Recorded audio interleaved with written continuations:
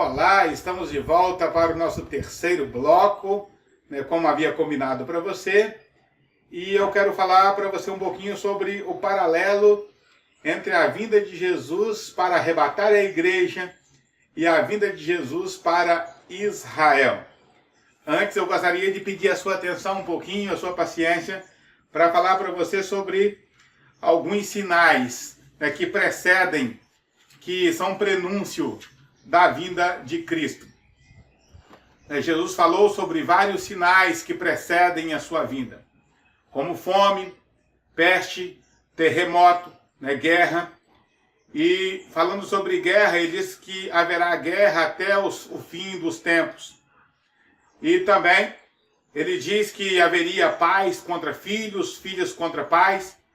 E disse ainda, olhai-vos e não vos assusteis.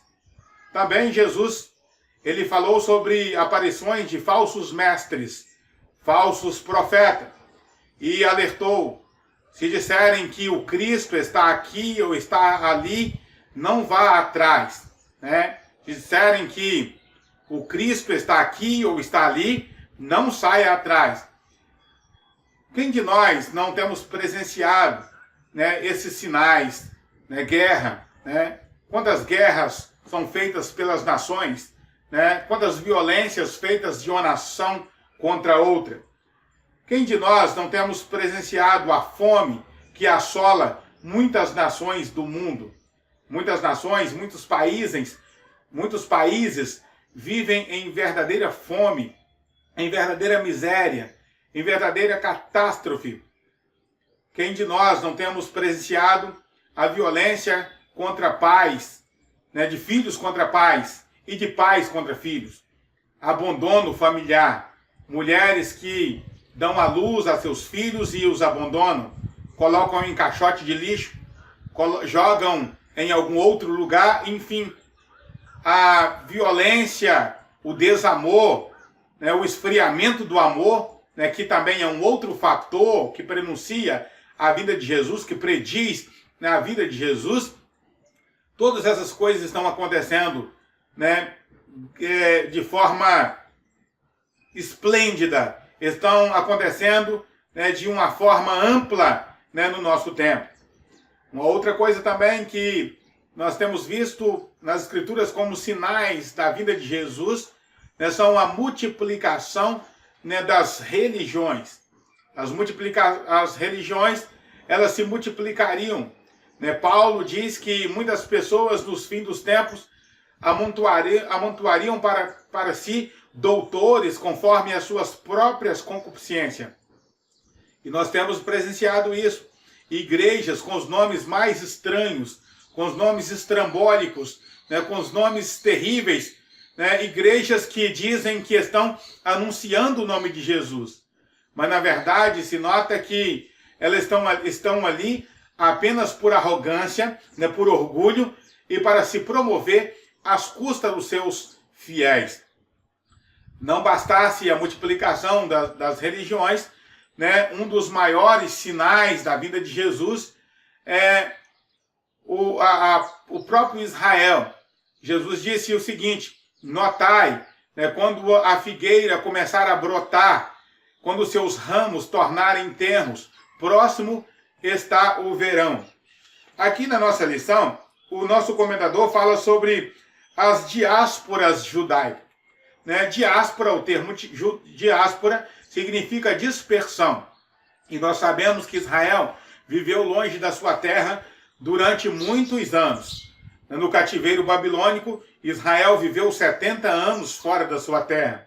Depois que Israel voltou para Judá, Jerusalém foi invadida de novo no Novo Testamento, né, na época do general Tito, né, por volta do ano 70, né, e Israel teve que viver longe da sua terra de novo por muitos e muitos anos, até que em 1948, né, no ápice ou no final do movimento chamado Movimento Sionista, Israel volta novamente para a sua terra, conquistando assim o seu território, né, conquistando assim a sua terra e se estabelecendo como nação novamente.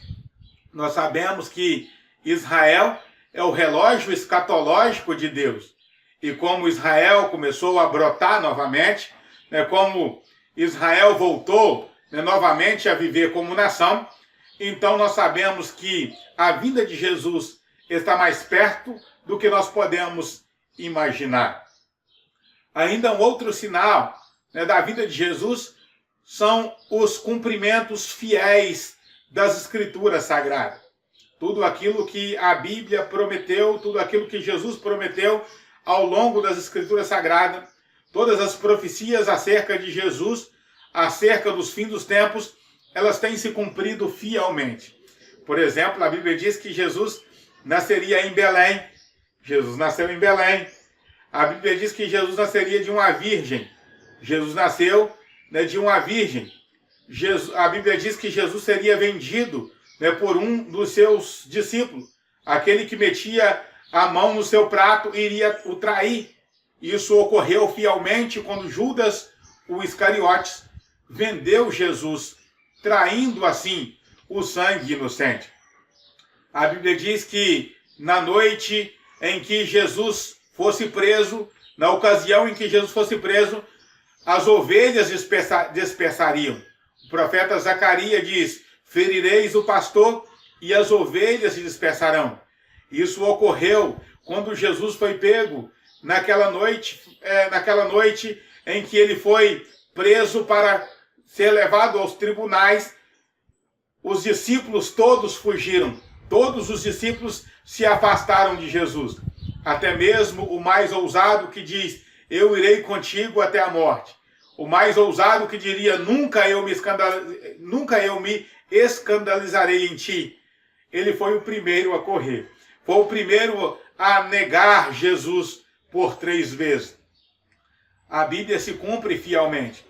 Por tudo isso, nós podemos dizer que o arrebatamento da igreja se cumprirá fielmente.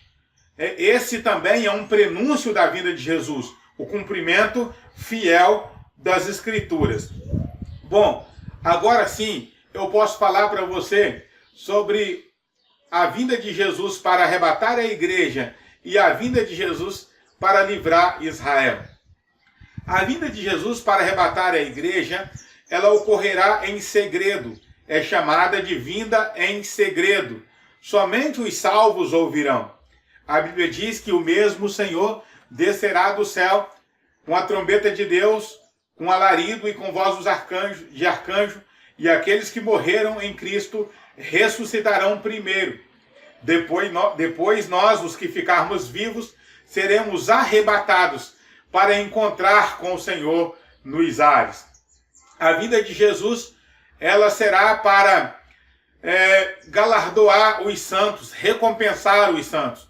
A vinda de Jesus, ela será sucedida, né, o arrebatamento da igreja será sucedido com o tribunal de Cristo. Assim que a igreja for arrebatada, nós encontraremos com o Senhor nos ares, né, para um acerto de contas, né, para sermos recompensados pelo Senhor pelas obras que fizemos para Ele, por todo o nosso trabalho que nós fizemos para Ele. No tribunal de Cristo, nós não haveremos de ser condenados. Aqueles que participarem do tribunal de Cristo, né, participarão apenas e tão somente para ser recompensados por Cristo. Aquelas obras que foram feitas por orgulho, aquelas obras que foram feitas simplesmente por competição, elas se queimarão, ficando apenas aquelas obras que foram feitas com amor e com alegria para o nosso divino Mestre. Depois nós seguiremos para as bodas do Cordeiro, onde nós viveremos com Cristo durante 7 anos.